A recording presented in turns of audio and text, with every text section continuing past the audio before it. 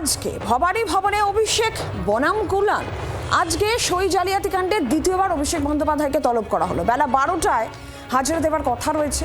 অন্যদিকে দুপুর 3টে ভবানী ভবনে বেলেঘাটা তৃণমূল বিধায়ক কুনাল ঘোষকে তলব করা হয়েছে।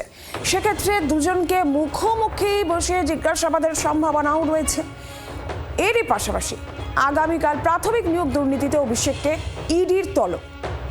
2023 অক্টোবর আত্মসহায়ক সুমিত রায়কে জিজ্ঞাসাবাদ করে এজেন্সি, আর সেই সূত্র ধরেই কাল ভাইপোকে এবার ডেকেছে এনফোর্সমেন্ট ডিরেক্টরেট।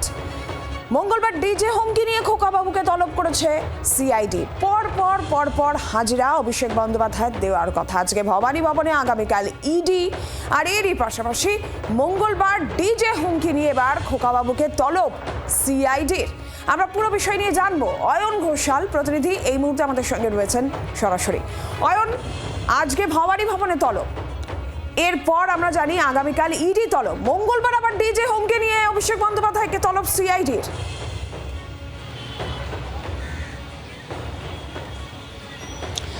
মহাভারতের অভিমন্যু চক্রব্যূহে পড়েছিলেন, আর কালীঘাটের অভিষেক এই মুহূর্তে মহা চক্রব্যূহে পড়ে গিয়েছেন। তিনি এর থেকে আদৌ নিষ্কৃতি পাবেন কিনা, পেলে কবে, কিভাবে, এবং নিষ্কৃতি না পেলে তার কি শোচনীয় পরিণতি হবে, সেটা এই মুহূর্তে রাজ্য রাজনীতির অন্যতম চর্চিত আলোচিত বিষয়। কালীঘাটের এই বাড়িতে অভিষেক বন্দ্যোপাধ্যায় তিনি গতকালও একদম ভোর রাতে বলা ভালো শালবনী থানার পুলিশের খপ্পরে পড়েছিলেন।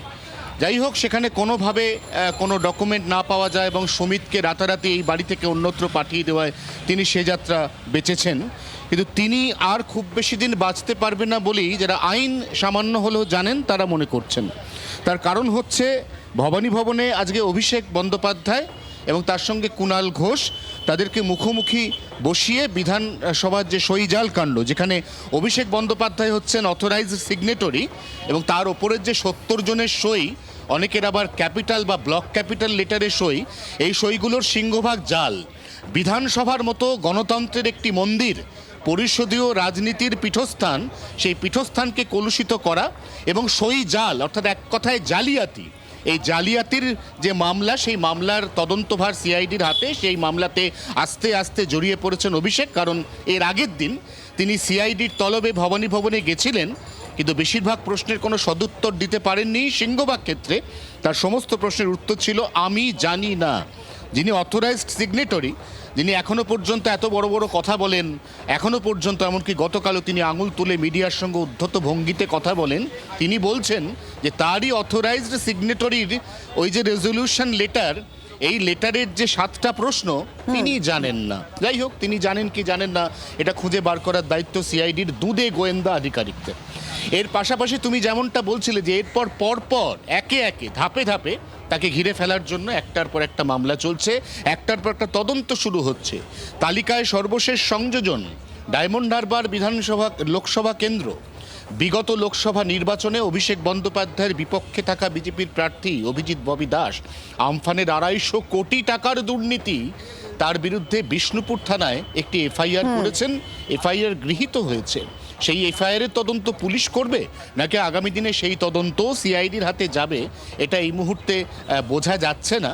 তবে একটার পর একটা বিভিন্ন দুর্নীতি যা এত বছর ধরে করে এসছেন এই ভাইপো, সেই দুর্নীতির নাকপাশে এই মুহূর্তে তিনি কার্যত ছটফট করছেন, এ কথা বলাই বাহুল্য। অয়ন, ধন্যবাদ তোমাকে। একটার পর একটা মামলা, একটার পর একটা হাজিরা। অভিষেক বন্দ্যোপাধ্যায় কি করবেন? আজকে ভবানী ভবনে তলব করা হয়েছে, আজকেই বা তিনি কি করবেন? অবশ্যই সেদিকে তো নজর থাকবেই। অন্যদিকে কুনাল ঘোষকেও আজকে তলব করেছে। দুজনকে মুখোমুখি বসিয়ে জিজ্ঞাসাবাদের সম্ভাবনাও রয়েছে। বাংলার আওয়াজ, বাঙালির আবেগ, জি 24 ঘন্টা।